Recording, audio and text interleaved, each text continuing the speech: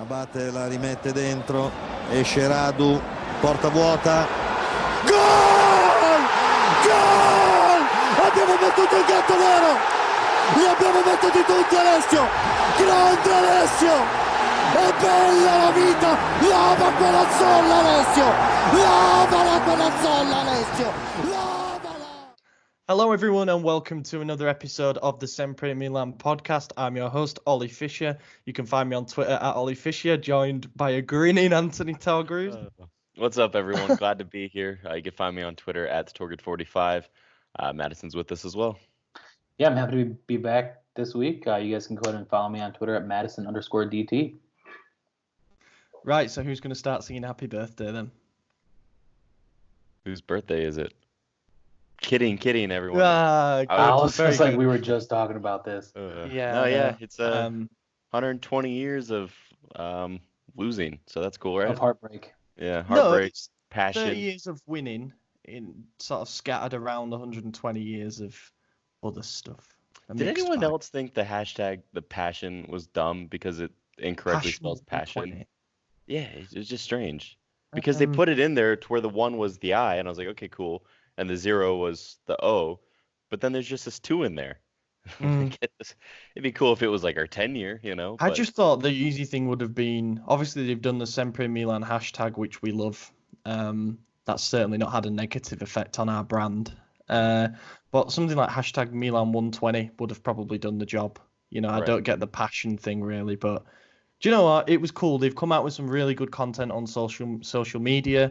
It was cool today to see all the legendary players, you know, even players from recent times like El Shaarawy and Balotelli getting involved by saying, you know, the club will always have a special place in the heart. And then obviously you've had Baresi, Pirlo, everyone's been coming out and saying something. So that was really nice to see, because sometimes I think, especially with how dark things have been recently, we need a reminder that the club that we support is still very, very important.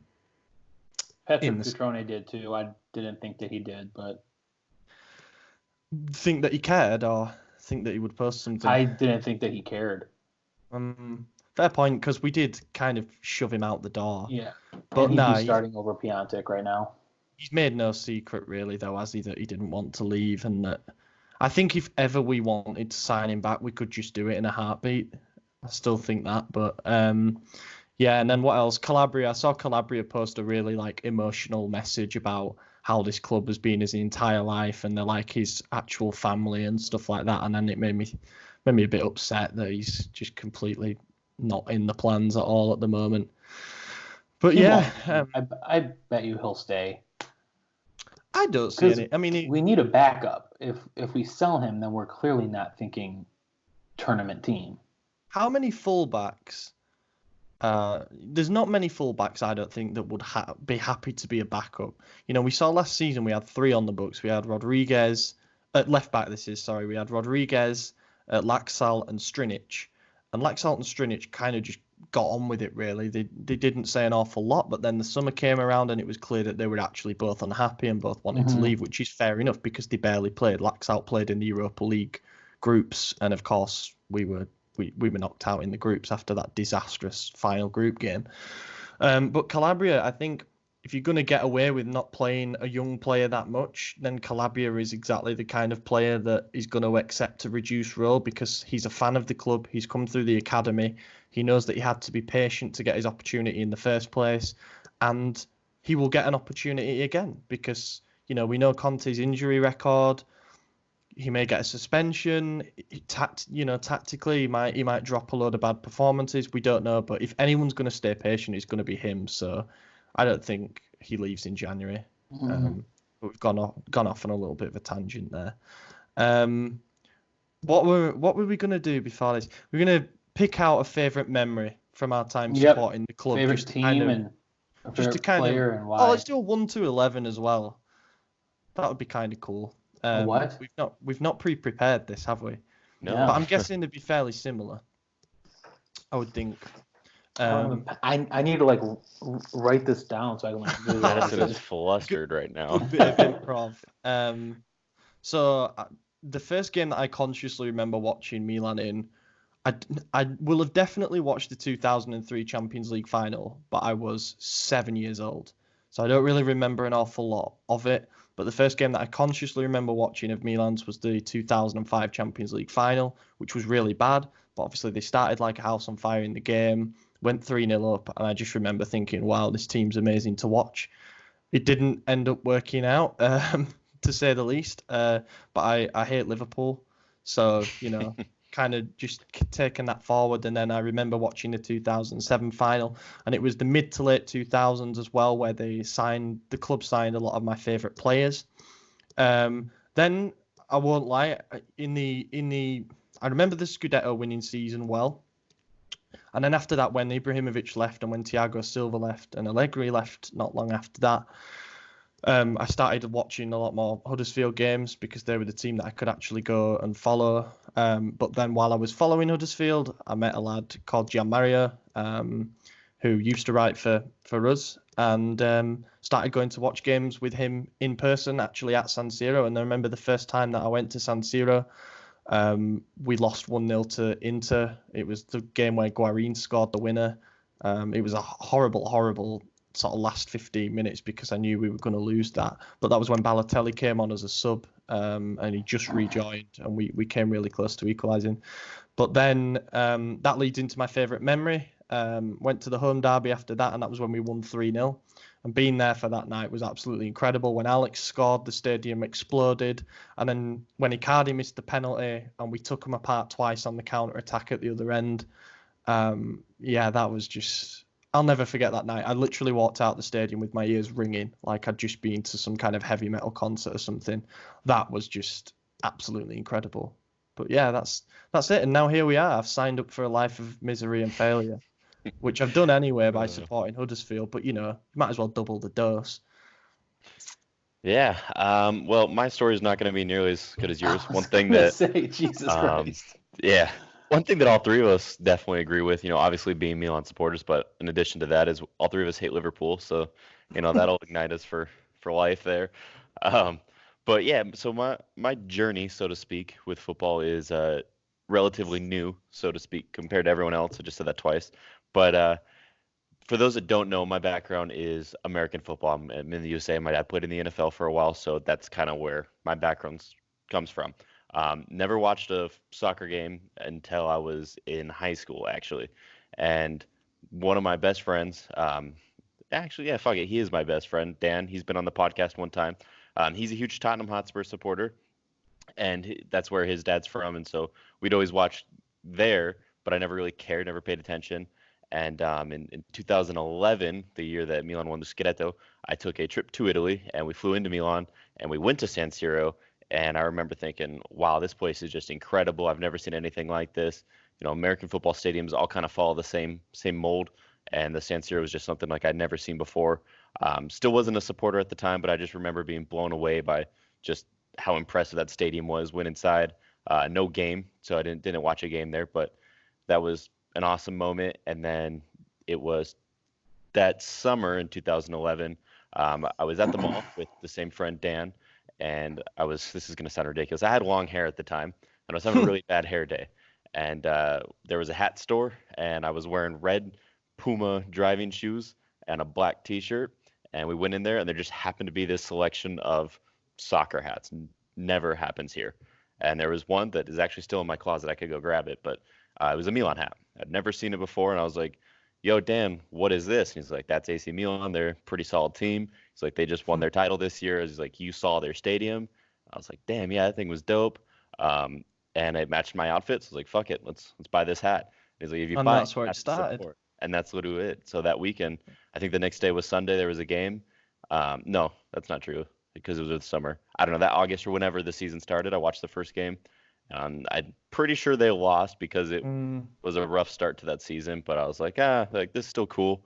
And fell in love ever since. And I've missed maybe 3 or 4 games, and I've always watched them after the fact. So been a diehard, and here we are. So yeah, that's me. Now you have a Milan tattoo on your arm. I have 3 of them. Yeah, I don't even watch American football anymore. This is it. I mean, I got that bad boy. I mean, that's my life now. So yeah, good stuff. Maddie, take All it right, away. my turn, man. I have to follow up those two stories. So, my best friend used to play FIFA when he was a kid. This was probably 2006, 2007, when the PlayStation 3 just came out, and we had just gotten one. So me and my brother got FIFA as well. I swam growing up, so I did not play any physically running sports. My brother played soccer, so he would play a lot of FIFA as well, and so I started to play. And then maybe 2008 when Ronaldinho joined. He was my favorite player at the time, so I started playing with Milan. And you can't watch the games in the States back then. You would have to really search the internet. And being, a sophomore in high school, the last thing I was doing was searching AC Milan games on the internet because What were you searching on the I internet? was gonna ask that too. We can talk about that off the podcast. Explicit. Then my first memory of Milan is the 2011 season when we won the Scudetto with Ibrahimovic and Prince Boateng dancing doing the moonwalk. Because I was in college then and I was a little bit more interested in it, could follow them a little bit easier because I had more time on my hands. And then one of my good buddies growing up is an Inter fan, and we went to the same college. So we would get together on Champions League days and watch them in the Champions League. One of my probably most vivid memories is when Pato came on against Barca and scored in the first 10 seconds. And then it was all downhill since then. It was. Yes. If you had to pick a favourite, we won't do the 11 because it is kind of difficult and we could have pre-planned that. But if you had to pick 3 favourite players from your time watching, so not say, I was born in 1996. I won't pick You were born in 96? Yeah, I was. He's a baby. Dude, are you We're just old, man. Isaac older than you? 23. No, Isaac's born 18. 99 or something like that, isn't he? Yeah. Isaac's 11, dude. Don't even. 2001. He's after 2000, I think, is Isaac. Yeah, if you had to pick 3 players from your time watching that remain your favourite, still to this day, I'll kick off. The 3 players that I absolutely adored watching and the ones that kind of helped me fall in love with the club were definitely Kaká. He was number 1. I vividly remember his goal at Old Trafford when he took out Heinze, and it was just an amazing solo goal. And obviously the second leg of that I remember watching as well, and that was when we won 3-0. And it was basically, they call it La Partita Perfetta, excuse my dreadful Italian accent, but the perfect match, because it literally was. We played them off the park. Gattuso was always one of my favourites as well. I remember when he played against Spurs and he choked Joe Jordan. That was incredible, even though we ended up losing that game. And even though I would be tempted to say Ibrahimovic, I feel like, I don't know, I'm going to go for Kevin Prince Boateng, and I don't know why. He just had this reputation, and obviously there was the game against Lecce when we were 3-0 down, and he came on at half-time and scored that hat-trick, and then Yepes scored the winner. Whenever I'm having a bad day, I just watch that game and just remember how influential Boateng was in that season, and the fact that he came back as well. You look at Ibrahimovic, and we're definitely going to talk about it at some point in this episode, but the way that he's kind of dicked us about on multiple occasions when it comes to coming back, whereas Boateng, as soon as we wanted him back, he came back, even though it was only for a few months, and that was nice to see. And I always think he's just been one of those really likable personalities. So those are my 3. Well, mine are, obviously Zlatan's in there. That was the first striker that I really watched on my team, so I have to pick Zlatan. My all-time favorite player is Balotelli because he was then the next one, and he had that incredible start with us, and then that was also the first World Cup that I watched, and watching him score that dope header against England was pretty awesome. So Balotelli's up there for me, and then I'd say Nigel de Jong. That was good one. He was such a fantastic, not the best player, but he just fit what we needed him to do. Bulldog perfectly. Spirit, yeah. Yeah, absolutely. And so when he went to the Galaxy, I was excited to go see him live because that's like a 6-7 hour drive from my house, And then I think he got a red card for something that at the time MLS said Sounds was about right. the worst foul in MLS history or something like that, and he was just forced out. I never got to see He him. cleated And it wasn't someone even in the that chest, I bad. think. Yeah, Hey, yeah, I thought after it the was- World Cup, yeah. Yeah, the World Cup final when he Yeah. took someone out at And he only got a chest yellow card height. for it. Yeah. Yeah. That was who was the referee for that? Howard Webb. It was an English ref, and he had an absolute nightmare. He should have dished out so many more red cards than he ended up doing. But yeah, I remember one of my favourite De Jong memories is when Balotelli whipped in that free kick and he scored the bullet header in the derby. That Yeah. was and he just celebrated across the front of the stand going like that. I was like, yeah, this guy's hype. My favorite Yeah. celebration ever was Balotelli pointing to Seedorf and Seedorf pointing back to Balotelli. That was the coolest thing ever. Yeah. Loved it. That was pretty great. All right. From the time that I watched, I'm going to say, I mean, does Ronaldinho count? Yeah, of course. Ronaldinho, because he's like in my top 3 favorite players of all time. He's the reason that I love this club. And you really can't hate the man. The stuff that he did with the soccer ball is just amazing. Pippo Inzaghi, by the time that I started watching, he was not really as influential, but I got to meet him. I'm wearing his jersey right now. He signed the back of it. I'm going to work on getting it framed, but I figured I'd wear it for the birthday podcast. Then, probably El Shaarawy. I loved him, and I was so pissed when he left. I still wear his jersey on game days sometimes. Yeah, But, I've got one of his shirts. I've got Like- 2 of them. That was the first jersey I ever bought. Was his? Mine was a Prince Boateng jersey that Shannon now has because I'm too fat to wear it. It's I don't fit him it's- now, Shaarawy. It's the one that the collar pops a little bit on the back. Yes, Says AC I know Milan the in one. gold.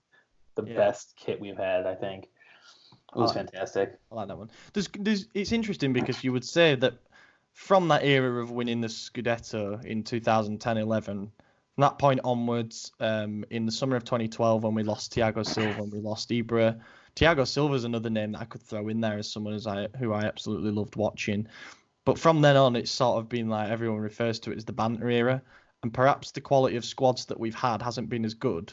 But there's been some players that have stood out since then that, you know, because it's more recent, probably sticks more in your memory. Like Menez, he had that amazing season, and it was like, I still remember that and thinking, wow, this guy's too good for us. And that said a lot because we were down like 11th place. Carlos really, Bacca, really too. struggling. He scored an immense amount of goals, but still got shit on every single game because he just was not the typical AC Milan striker, you know?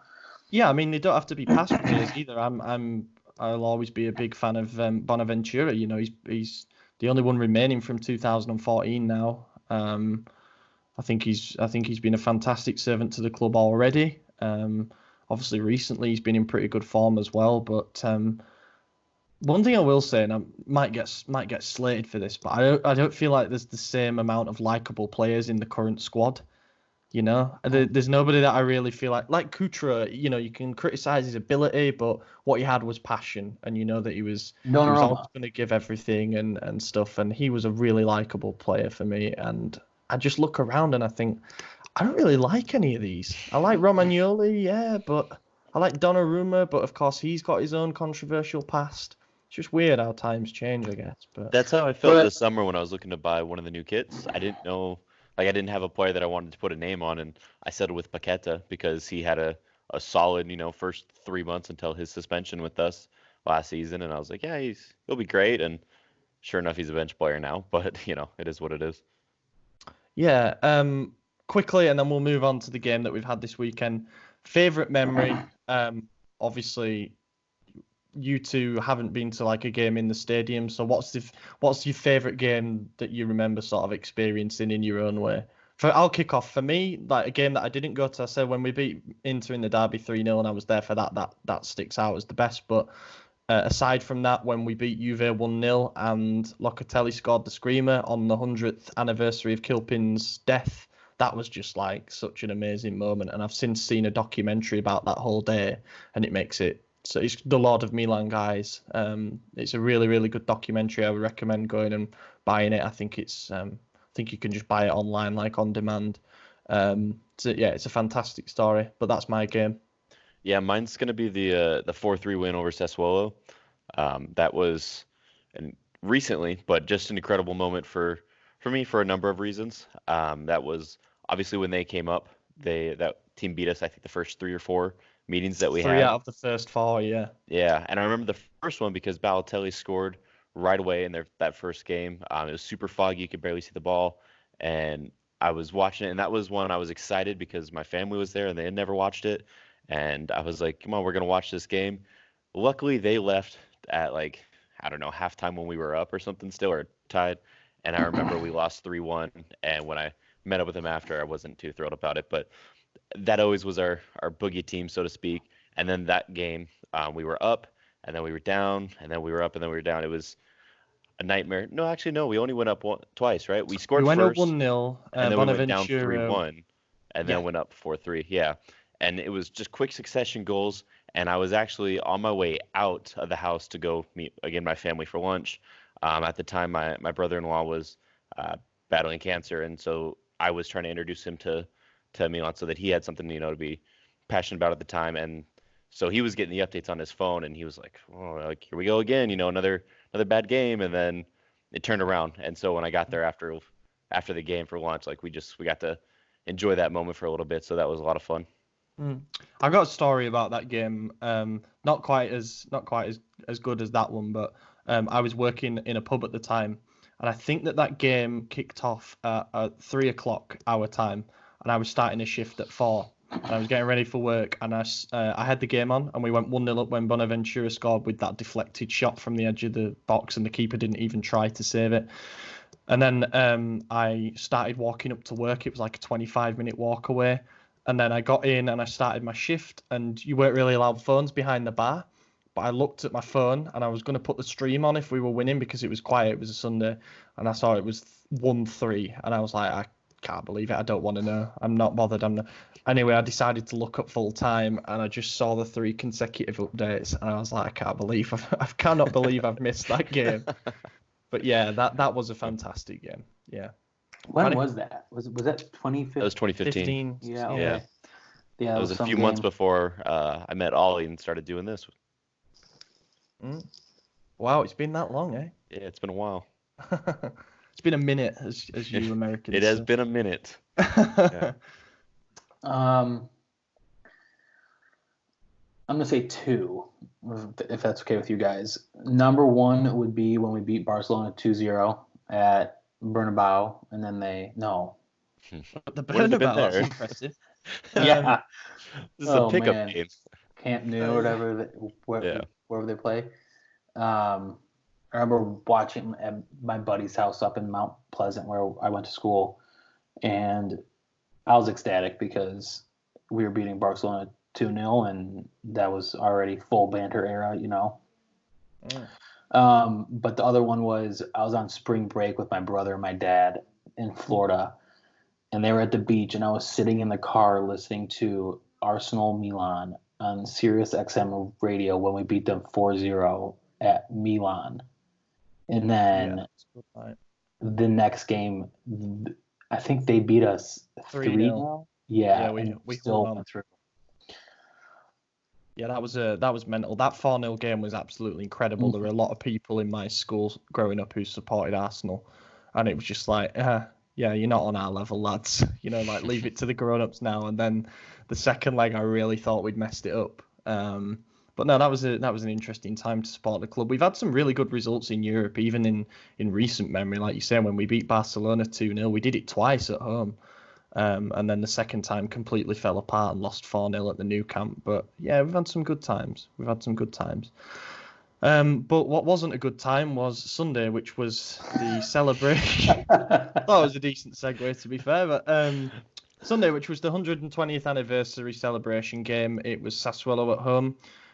They had a whole load of events planned for this. There was like a walk of fame before the game where they brought a load of legends out onto the pitch and lined them up, and they waved to everyone. They had like the Curva Sud did their own tifo, which was good, and then the whole stadium had scarves to hold up, so it created like a red and gold kind of mirage. I thought that looked good. I thought it'd be a sellout, to be honest, with it being a special occasion, but the third tier was shut around. Sassuolo didn't bring many fans. They're from a village of like 8,000 people, which I had no idea about. But yeah, there's no goals to discuss because we had 10 shots on target and couldn't find a way. 12 on 12 on target.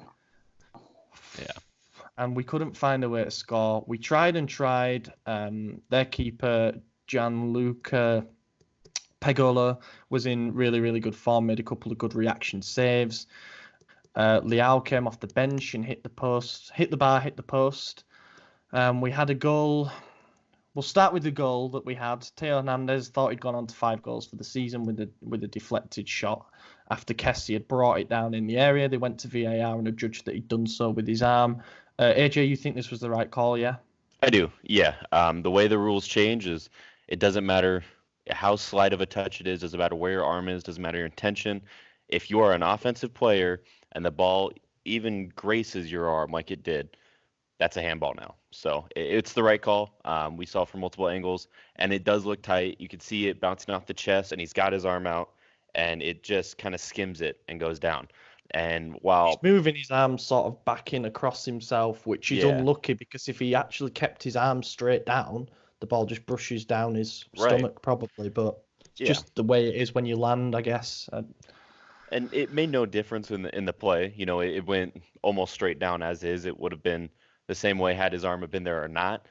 But ultimately, in my opinion, it touched the arm. That was the referee's conclusion as well. That's what I thought was pretty obvious upon the replay. I know some other people, Isaac Miller, disagree with that, but he wears glasses. I don't. So, it was a handball, and so okay. He doesn't just wear glasses. His glasses are like this thick, you know. Sorry, so I realize you're wearing yours right now. It wasn't an insult to you, but good times. No, these are reading glasses, and if I stare at a screen too long, I will get like motion. Do you guys get motion sickness? No, I have good genetics. Oh, agreed.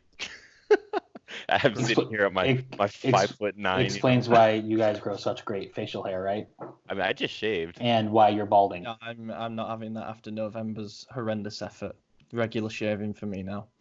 But yeah, Maddie, you've trimmed yours up a little bit. To be fair, it looks pretty good. You don't look like a leprechaun. Actually, yeah, you've not. Good choice because it looks terrible when you do shave. It's gonna be back to this. I look forward to it. I saw that picture you posted, not to get off topic, but on your Instagram in the up north in the snow. It looked good. I was going to comment on the beard, and then I chose not to. Well, makes sense because you normally say mean things in my comments. So exactly. That's why I was like, I got to keep the trend going. I have nothing nice to, or I have nothing bad to say, so just don't say anything at all. That's funny. Back to the game. I'm on board with AJ. Yeah, I think it was a handball, unfortunately. It was a great goal, though.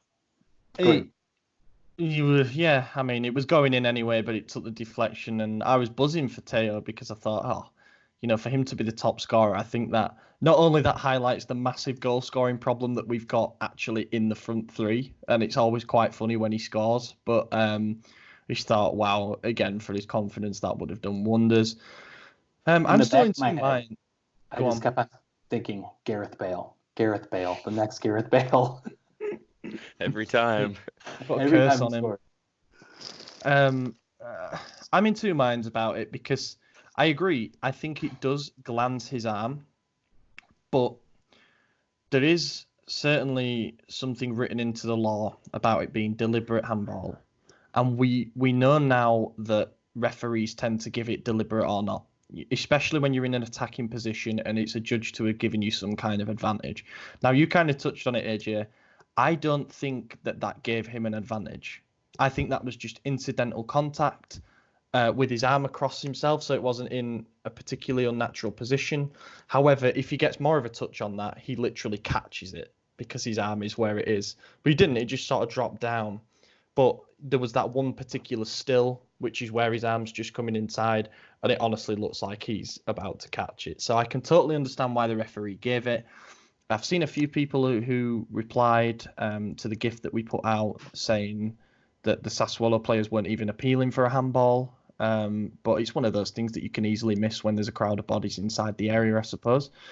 And It's to just be one of fair, those things. last season, even with VAR, that doesn't get called. But it's just the way they changed it this summer, you know.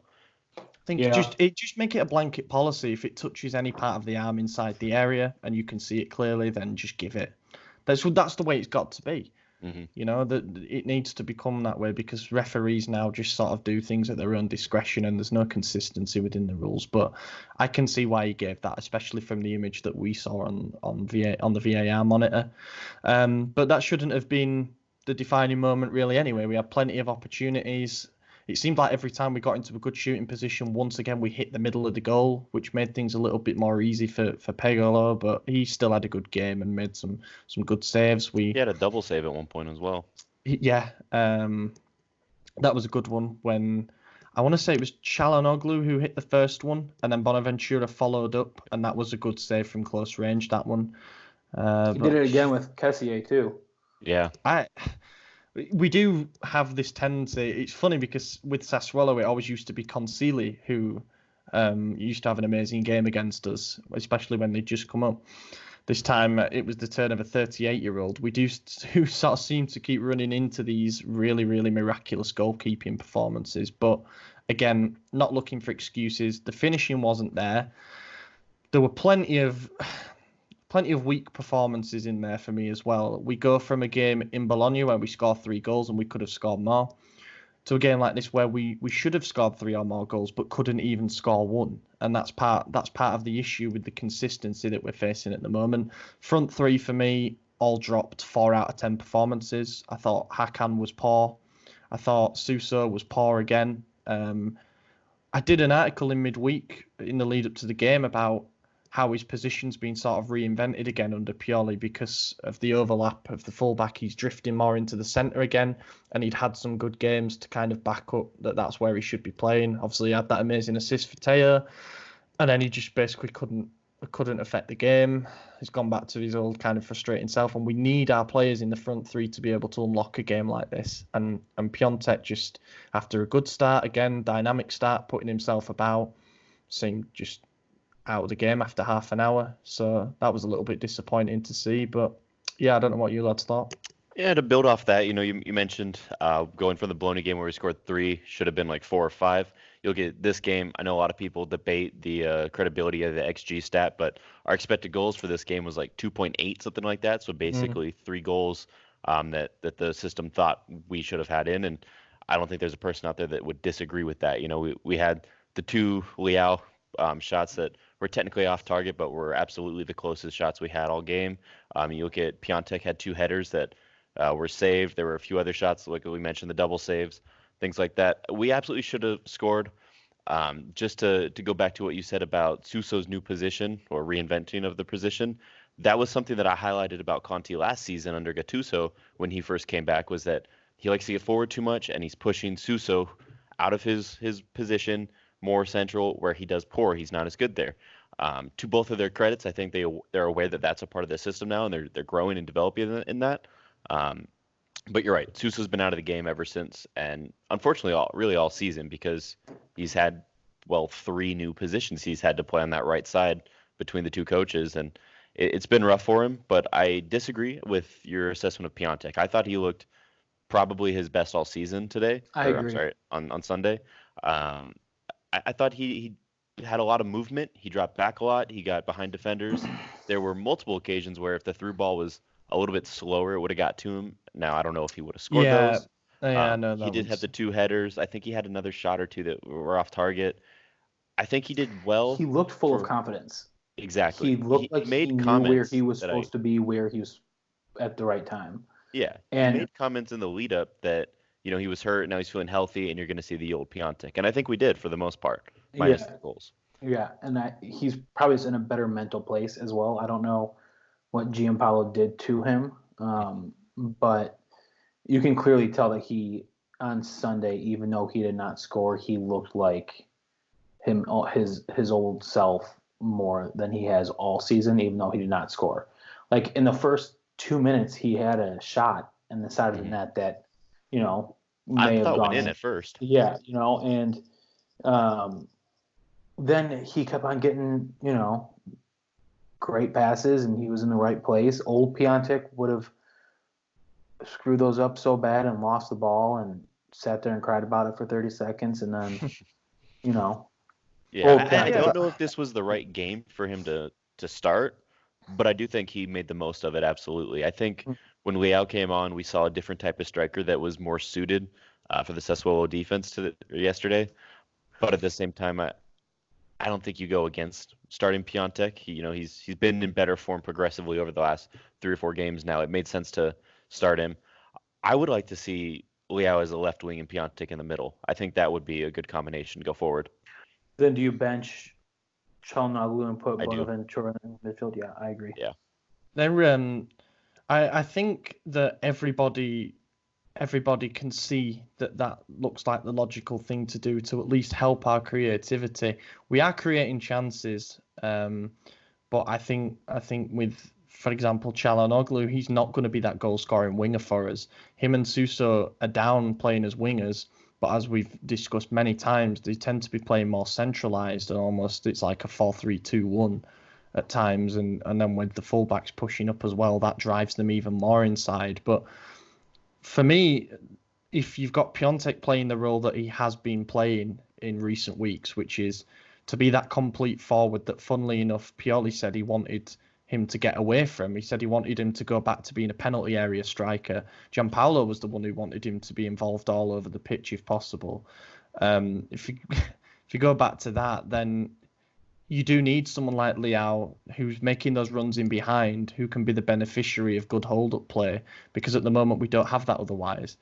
Suso doesn't have an awful lot of pace. Çalhanoğlu doesn't have an awful lot of pace. They're not going to be the ones making runs in behind. Teo can do that, but Conte won't be doing that. So we just look a little bit one-dimensional at times, but, you can't sit here and criticise it like it was a terrible performance, because it wasn't. And No. I think the general consensus among fans and amongst the rest of the media was that it was another performance where we're building on an identity and a way that we want to play. So for that reason, I'm seeing the positives from it. I just, in the meantime, got up the who scored ratings for the game. Kessié, interestingly, got the worst rating with a 6 out of 10. And I thought that was about correct. It's another game where it's like, what happened to the old Kessié? The one who used to be involved all over the pitch, was covering so much ground, was getting stuck in. I think he looks a little bit lost at the moment in his role, but I feel like we mention this every week. Piontek was the second worst player according to them, with a 6.3 out of 10, which kind of backs up the sort of game that I thought we saw. But I agree with you. I think what he's doing well and what he's doing better, what he seems to be improving on week in, week out, is his play outside of the 18-yard box. But again, I feel like I say it every episode, but that's not what he's paid to do. It's as simple as that. If he's not scoring his goals, then forget about it. Play somebody else or buy somebody else. I do agree with that as well. I think that Leao needs a shot. He's been overlooked. He's super hit and miss, though. Like, sometimes when he's on the field, he looks like a chicken with his head cut off, and he's just dropping back way too far, and he's not in the right place at the right time. And then other times, he is playing unbelievable. He's playing balls in. He's setting people up.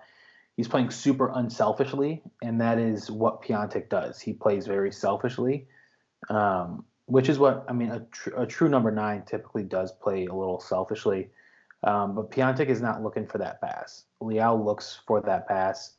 And that Interestingly, the roles kind of reversed in this game, though, because Leao came on and just shot every time he got the ball. Yeah, and almost scored twice, and Piontek was the one who was playing unselfish, and it ended up costing him. I think that was the instruction, though. Yeah, I think so. I also think that Leao is just trying to make it known that he also deserves a shot. Right. That's the problem now for me. He's also a football player. He's been left out, and there's so much speculation in the media that he's not being played because, Pioli disagrees with Boban about what position he should play in, and also he wants to play Piontek, play him into a bit of form.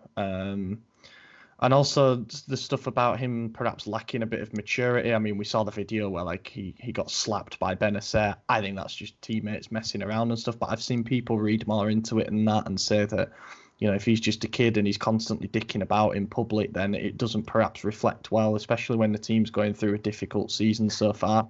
That's how I saw it. I saw it like, dude, put your phone down, get off social media. And I mean, we'd won a game and that's fine, but my God, we've just gone into 10th place. Like, have a bit of perspective. Let's keep working hard. And I think now, whenever he plays Leao, he's going to be snatching at opportunities. He's going to be constantly trying to prove that he's exactly what we've been missing. I think that's problematic. He has single-handedly scored our best goal all season. Yes. Yeah. And that's probably not going to change, honestly. That was such a great goal. I thought that was going to solidify him as a starter for the rest of the season. But it is quite funny. It's funny how that was a goal to make it 3-1 when Fiorentina's defence didn't even really need to concentrate that much anymore. And that was the goal. And again, everybody jumped straight on the bandwagon. And I said, just be careful. This kid's 20 years old. Like, yeah, but how many goals did he score last season? He scored 20-some goals, right? No, he scored about 13, I think it was. But he was part of that front three with Nicolas Pepe. He was the one who scored all the goals. And they had another striker who did well. But yeah, it was a frustrating one. Can't remember. There was Kessié, not amazing. Benacer, annoying because he's been fantastic over the last few weeks, in my opinion, especially after coming back from suspension. But did he get back? I can't remember if he got booked or not. I'm going to have to double check that. I think he did. I feel like everyone got booked. There was like 5 yellow cards in the first half. Yeah, the referee again. The refereeing, I think the standard has been pretty dreadful. They're far too quick to give out cards. Or it feels like that in our games in particular. Benacer did not get booked. So that's now 7 bookings in his first 9 starts. But I wonder if he was kind of conscious of that. Because his performance, I think that's exactly what we need, though. Great. That's our Van Bommel, our Nigel de Jong. That's the aggressive midfielder that we've been missing since Nigel de Jong left. Who did we sign after de Jong? Kessié was... Well, we had Kuchka. That was our... Yeah, you're right. Kuchka was the guy who used to play. I miss Kuchka. He was a hustler. Yeah. He didn't have the greatest skill, but he was a hustler. He also scored a screamer.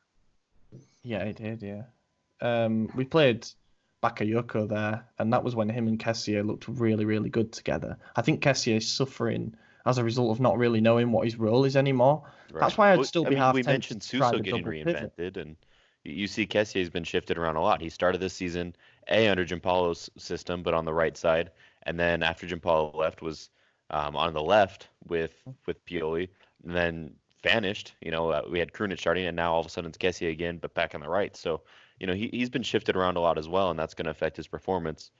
One thing that he has improved on is he's not shooting a lot. Yeah, but I do kind of at the moon. Yeah, I do kind of miss him because I wonder, and it was frustrating when he used to take the ball into the final third and be wasteful all the time. Don't get me wrong, but I do miss him driving forward, and I think that. Now he's got this defensive responsibility, but not that defensive because Benacer's there and he's the one who's getting stuck in now. I feel like he's kind of lost his purpose and he doesn't really know what he's meant to be doing out there. He sometimes just looks, like, say, a little bit lost. Him and Suso in the past have had good chemistry on that right side, but you wonder if the way that things are set up now, if it is more beneficial to have someone like Krunic in there who's, Do you think he's being instructed to just kind of stay in that middle third section instead of getting forward or getting further back? I think right now they are concentrating on the position that they're supposed to be playing, only because under Giampaolo everyone was so confused. So until we show the ability to get creative but then get back to your home position, they're going to be I think Pioli is going to be pretty strict about where you're playing.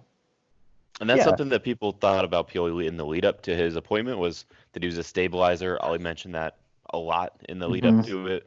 And I think we are seeing that. He's proven it. Like you said, everyone's really learning their position, which is something that I felt like they were unlearning under Giampaolo. So we've seen improvement, and I think that's a big part of it. It's an interesting contrast in styles already that we've seen between the two managers, though, because Gianpaolo abandoned his philosophy that he'd worked all summer on after one bad game where we didn't get a shot on target. And then it was like 3 at the back, and then it was like 4-3-2-1. And nobody knew where they were meant to be, and players have come out afterwards and said since, we're not confused anymore. We know what we've got to do. And I do feel like we're building, and we might just have to be in a position where at Christmas after this Atalanta game, if we can say, look, we've made good progress here, we're primed, we're 7 points away from the European spots or something like that. Let's get a couple of players in and let's give it a go. Then we're moving in the right direction in that sense. And I really thought that the season was going to be a write-off, especially after the start that we had and that difficult run of games that Pioli had to start. I thought that could kill any momentum that he was looking to generate. But don't get me wrong, a 0-0 at home to Sassuolo does nothing to make me think we're going to finish in the top 4. But performances are what we can judge, and I don't think it was a bad one at all. Anything else on that game? Just one brief thing that I want to mention. I thought Conte wasn't quite as good. I thought him and Musacchio struggled on the right side of our defence. But they were coming up against... Yeah, they were coming up against probably the most informed left winger in the league at the moment, and someone that I really, really think we should look at signing. I saw a stat that said he had 11 successful dribbles in our game, which is the most any player's had in Serie A this season. Mm-hmm. And 11 successful dribbles is ridiculous. Yes. That's a lot. Yeah. Like, most wingers would be happy to complete 2 or 3 because that's literally taking it around a man, not being tackled and picking the ball up at the other side. And the fact that he did that to Conte / Musacchio, and he was the only one who was driving towards the area. He was the only one. He was the only real threat. That's what Paqueta tries to do and fails every time. Yeah, but he's the new Messi, according to Serginho. So we've got the next Gareth Bale in Teo Hernandez, and Serginho has been, I don't know, whatever he's been taking, I'll have some for Christmas. But yeah, the next Messi, apparently. I think the right side of defence is still giving me the jitters a little bit. I think we mention this a lot, but if we're going out for a centre back, it needs to be somebody who's going to come in and make a difference. The Todibo thing is really the Jean-Claire Todibo rumours are kind of baffling to me, because we've shown already this season you can't really win anything with kids. And we think that going out and signing a 19-year-old centre-back, regardless of how much promise he's shown, is a good idea. I don't think so. Yeah, I think it's a poor choice. The one that really baffles me is not that one, though. It's the one that came out after the game about a shock move for a Derby County star. There's no good reason for that at all. Yeah, Jadon Bogle's pretty good. He's a good attacking. He's a good second division in England attacking fullback. I understand that. See, tweeted that out, and I saw a few Derby fans reply to it saying 20 million at least. So they obviously do really highly rate him, and his stats are good in terms of his offensive production. But if the right side of our defence is meant to be the one that kind of, solidifies, shifts over while Teo goes up front, I don't think that Jadon Bogle's the answer to the question that we have. And that's no disrespect to him or to... Actually, I don't really like Derby, so full disrespect to them. Not a nice fan base. And then the West Brom one, now that, controversially, I can really get behind. Nathan Ferguson he's looked incredible since he broke into their team. He's only 19 years old. Reminds me of Sessegnon at Fulham when he came through. Really good left back. Spurs want him, which says a lot about the kind of calibre of teams. Spurs and Marseille, I think it is. The sort of calibre of teams that are chasing him. So, depending on the deal, I think he's out of contract at the end. So, if Rodriguez wants to leave and we can get someone good and young who will fight for that place, then I'm actually all for it. So, there is not a teenager on this planet I want us to attempt to sign right now. Kylian Mbappe. He's not a teenager. He's also not a defender. Did you say defender? I didn't say defender. I meant in general. Defender. But Mbappe's not. Mbappe's 20 or might be 21. Has he just turned 20? It's a shame. Yeah. I'm googling it. I thought about it before I made that statement. Yeah. Fair. So yeah, that's it then really for that game. We've got Atalanta up next. It feels like we won there 3-1 last year, but it feels like it's been a tough place for us to go in recent years. Most places do, to be honest. It feels like we drop points everywhere we go, but they're still above us in the league. They made it into they're riding high at the moment. They made it into the knockout stages of the Champions League. I actually kind of fancy them to beat Valencia, to be honest. I do too. Yeah, I think think they they're have going to a be the quarterfinals. chance. I've not seen anything from Valencia in that group in particular to suggest that they're particularly dangerous. I thought they got a couple of sort of fluke results against Chelsea, really. Yep, that's the only one they really got was that. Well, Mm. obviously they had more than that to get through, but yeah, I But think everyone else, I mean, Ajax getting knocked out, and they were so close to Right. the final last year, but Ajax got torn apart in the summer, basically. They're still going to win their league, but they're not going to have that golden generation together again for a while. You know, they had their window, really. So yeah, this is going to be a tough one. I don't really... I fear for us a little bit, to be honest with you. I don't know why, but with our goal scoring problems, I just can't see us keeping a clean sheet either. Are we home or away? Where, we're away. Ooh. Yeah, and I don't foresee a and- victory in our future here. you know what you don't. I don't. And I did think we were going to get the last 9 points. We got 7 out of those, which honestly is probably fair. This game we deserved to win, but that first of the 3-game stretch we really didn't. We were bailed out, so fair enough. But Balances out. yeah, I think I hate to predict a loss, but I think that's realistic. Yeah, they just have they've too had much a firepower. very and we good don't. season in the league.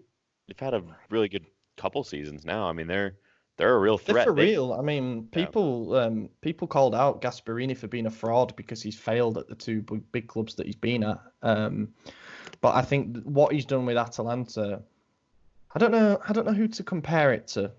Maybe like an Eddie Howe at Bournemouth, but on a better scale, where he's in a comfort zone, and he's just got such a group of young, talented players that he's been able to develop into something which is actually quite frightening. They score loads of goals. They're really good to watch. He's got a system that's working. And do you know what? I mean, they are our neighbours, and they're going to be playing Champions League football, knockout football at San Siro, which is quite funny because Inter won't.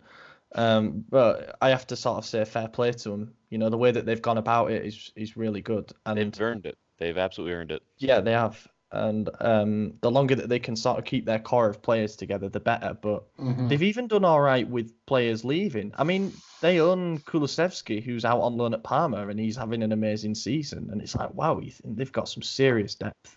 Well, their first year that they did really well, we rated them. We took Conti, we took Kessié, and there were a few other players that left as well. And we thought, well, there goes Atalanta. You know, that was their 1 year. Yeah. And somehow we're still struggling, and they're still succeeding. So it's definitely interesting. Their scouts are doing wonders. Their staff's doing wonders, and all props to them. Yeah, Everyone but us are doing wonders. This is it. I've seen something, and again, this certainly divided reaction among our fan base. It was an article. I can't remember the source, so I won't guess, but it was something about how Gazidis has seen the way that Atalanta have done things with their youth revolution, and basically saying that he wants to emulate that. And a lot of people replied to it saying, oh, wow, we're looking to emulate Atalanta now. And it's like, yes, we are.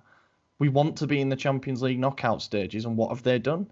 Like, people, I think our fan base in particular, are far too arrogant. They won't accept the idea of looking at another club and seeing what they've done well. Do you know what we should have done? We should have taken a couple of their players when we took Kessié and Conti, and we should have taken their whole scouting department as well.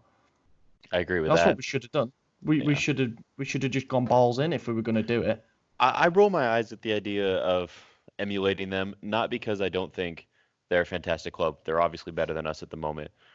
But we've already tried a youth thing under 3 managements now, and it hasn't been working out. So why are we going to do this again? I mean, we had the idea of going experience, which is how Inter got back to it, and that's our mold. That's what we've always done for success. We've never been really with the exception of a few people like Pato and Kaká and a few others, we don't really buy young players that turn into these world-class stars.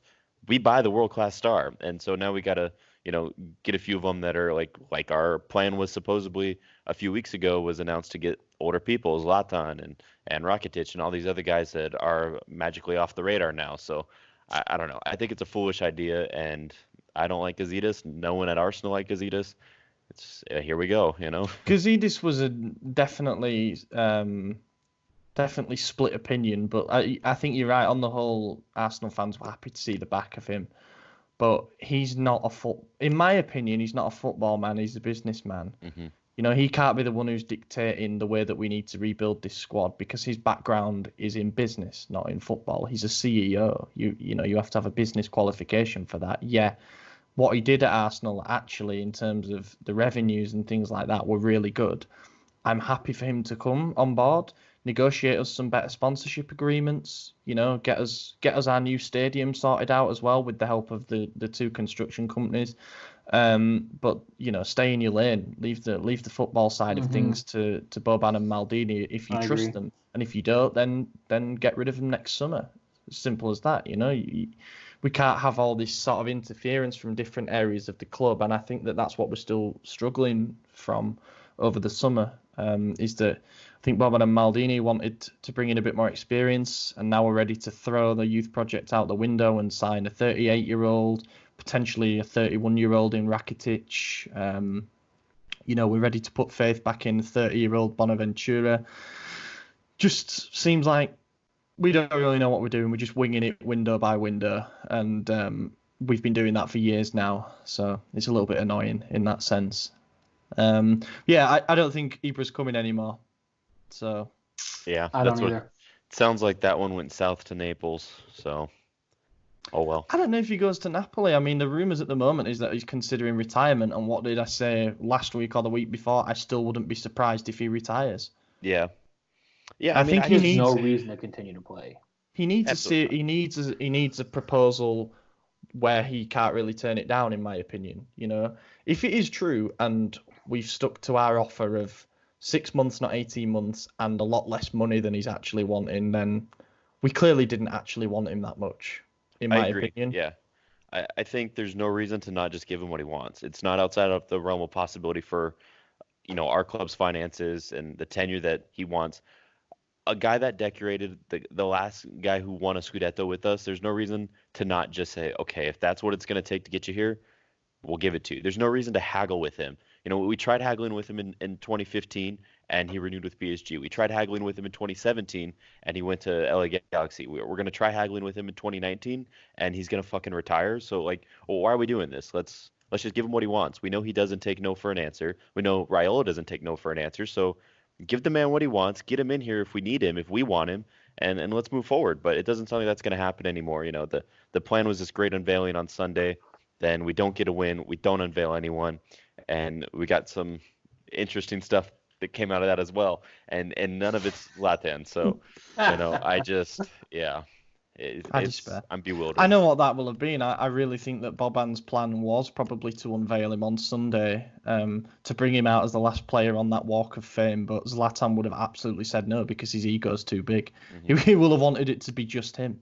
So yeah. It's as simple as that. I think he would have done it. I think he would have done that because he still would have been the biggest one there because he would have had a jersey presentation as well. He would have got a jersey instead of a scarf. And I think that would have been really cool. He'd have been like number something terrible as well. Well, it would have been like when he first arrived, it just wouldn't have a number. It would have his name. Yeah, true. Maybe the tape wouldn't be there. Maybe it would just be screen print, but... Yeah. I've lost, not only have I lost faith in it now, I've lost interest as well. I'm sick of doing this every year, to be honest with you. Yep. The problem is this time it really felt like there was solid indications from both sides to suggest that this one was actually, the two ends were so close to meeting up in the middle, but now it just seems to be they're in completely different area codes at the moment. Yeah. It's frustrating because this is like the third time I've said I'm not going to get my hopes up. I don't care. It's not going to happen.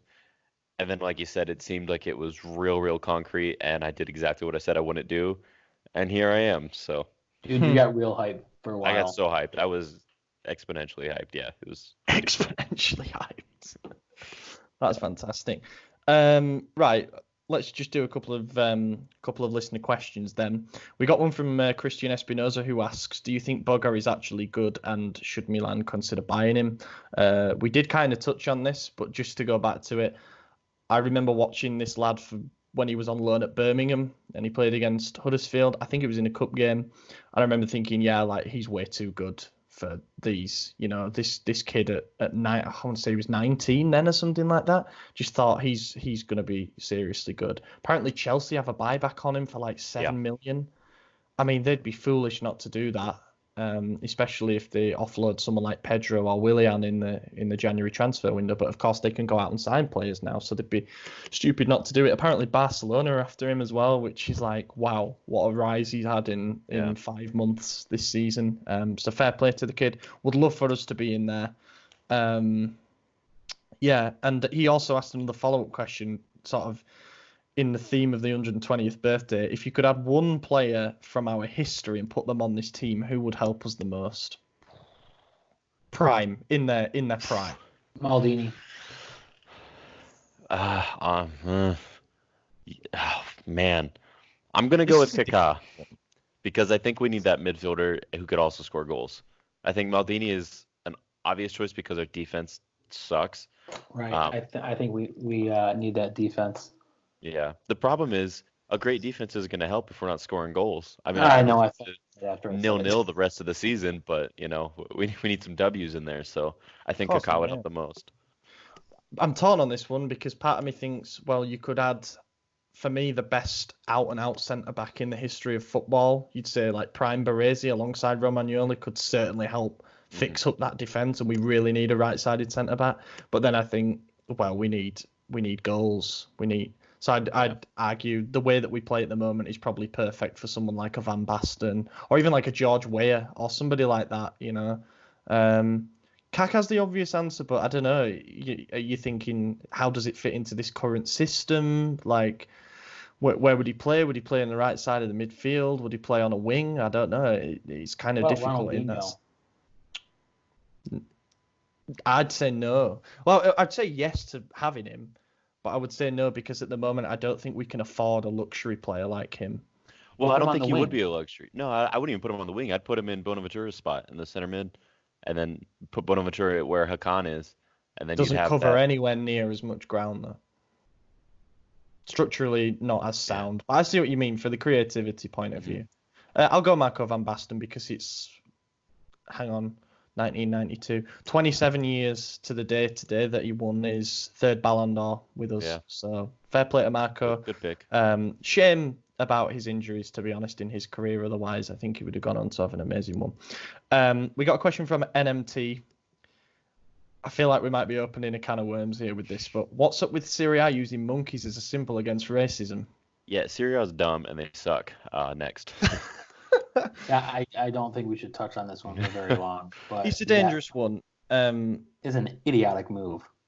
Yeah, you know, the artist himself justified it, and he does have a history of only painting monkeys. And his justification, while sound in theory, is not good in practice. You know, I just don't think that this was the right move for Serie A at all. I understand where he was going with it, but the fact that you have to describe the route that you were going as opposed to just seeing it and understanding and acknowledging, that says it was the wrong choice. You know, there's a time and place for stuff where you got to look into it and examine, and then there's a time for something that makes a statement, you know, and this makes a statement in the wrong direction, in my opinion. Unintentionally, I'm sure, but terrible choice. Shouldn't have done it. Yeah. I think when everything is still, the situation in Italian football at the moment is very difficult. Don't want to go too deep into it because, frankly, a lot of people, a lot of players have been really hurt by what's gone on, and understandably so, but it's a societal issue in Italy. It's not just a football issue. Serie A will have thought that what they did today helped matters by, you know, sort of doing something to suggest that they've acknowledged a problem, and they were doing this as sort of to kickstart the fight against racism. But in actual fact, what they did, and the problem, and this goes perhaps to show the attitudes, the problem is that they didn't understand the problem of what they were doing. They thought it was okay to put that out there and that they wouldn't get any backlash whatsoever. We've not heard an official statement from them. I've seen the Q&A with the artist that Football Italia did. It is worth a read, but it seemed like his justification was that art is meant to be controversial. Fascism's controversial. It doesn't mean you have to agree with it or like it. You know what I mean? Yeah. I think that's silly. I think you have to draw a line somewhere. Bottom line is this: in a situation where they needed to just play it with a straight bat and just do something that wasn't going to cause a load of shit, they managed to cause a load of shit. So they handled it badly. That's got to be the bottom line. And I'm embarrassed to see fans of other clubs and other leagues once again pointing at Serie A and saying this is an absolute backwards disgrace. Because to be honest, I totally agree with them. And I think Milan are leading the way. You know, us and Roma seem to be the most vocal ones, leading an actual tangible fight against certain things, whereas other clubs just seem to sort of keep quiet, which is a real shame. But as I said, it's a society thing. It's not just football, and I don't think it goes away quickly. Got a question from Bart Zialo as well. Essentially, bottom line, an alternative for Zlatan, Mandzukic, Mertens, or even Pato, Alexandre Pato. Would you bring him back? No. I would go for Mertens out of the three. Mertens 100% for me as well. Yeah. He's a mobile forward that I think would actually fit really well into our system at the moment, and his finishing is fantastic. I mean, that goal he scored against Liverpool at Anfield was just really well taken. Like, we don't have anyone on the pitch that could come up with a finish like that at the moment. And he wouldn't need to reacclimate to the league. Obviously, Mandzukic wouldn't either, but... he's not welcome there. Yeah, exactly. Mandzukic, I'm still not dead against, to be honest. I take him, but I don't think he needs to be the guy leading us forward. He's a shit house. Like every single time he's played against us, I'm sure people have said we could really use someone like that. I would be down if we switch to a 2-striker formation, because Mandzukic, in my opinion, is the best second striker, but he's not the guy to lead us forward in a 3-man front line. It's just, and I don't know who you partner with him. Liao, then you just have him running off. Piontek, I don't know. I just don't think it makes the most sense. So I would rather not. That's a fair point. We'll wrap it up with one more question then. Joseph Calvo says, the last couple of games, Milan's defence has looked much better. What do you think has been the biggest difference tactically that's helped us improve? I would argue we haven't. I think Bologna game we looked pretty bad. Sassuolo, I mean, they forced one save that I can remember. But we didn't look too bad in that. We just struggled with Boga. I think the reason for the overall improvement in the way that we've played is just familiarity with the system and with what Pioli wants to do and with how each other play. I know that sounds really vague, but I think we're still swapping players in and out. But the system, they seem to sort of know what they're doing in terms of gelling. Yeah. I think that's right. Atalanta. Answer. Well, yeah, I don't know. We could go to Atalanta, get absolutely dicked, and it could be proven completely wrong. Speaking of which, AJ, Atalanta prediction? 3-1 Atalanta. Maddie? It's harsh, man. 1-1. I will... I don't know, 2-1 to them. 2-1 to Atalanta. Don't like to be negative with 2 out of 3 of us predicting a defeat, but, tough place to go, innit? I always seem to be having a positive image of the results, but I'm never right, so... Can you predict a defeat, then? 5-0 Atalanta. There we go. Put your money on it, folks. Put your money on it. Yeah, that's a wrap for this show then. Thank you very much for listening, everybody. In the meantime, I've been your host, Ollie Fisher. You can find me on Twitter at Ollie Fisher or at Kilpin Chronicle for some more explicit Milan-based rants. I've been joined by Anthony Torgrud. Yeah, it was a lot of fun. Good one to discuss, our roots and all that. Lots of good fun there. You can find me on Twitter at Torgrud45. Madison, go ahead and sign us off. Yeah, you guys can go ahead and find me on Twitter at Madison_DT. Yes, thank you very much for listening, everybody, and we will catch you in... Wait, hang on.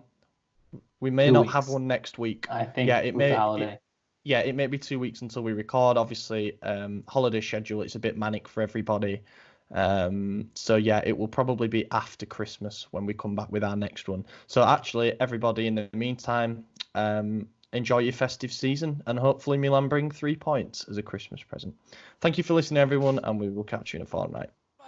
Patrick, mettila in mezzo Patrick, palla nostra, Suso, tira Alessio, Suso, tira, perché non tiriamo? ma perché non tiriamo gol? Alessio Romagnoli gol! Alessio Romagnoli! Alessio! Il gol del capitano ancora! Ancora all'ultimo come Gilardino detto ieri in conferenza.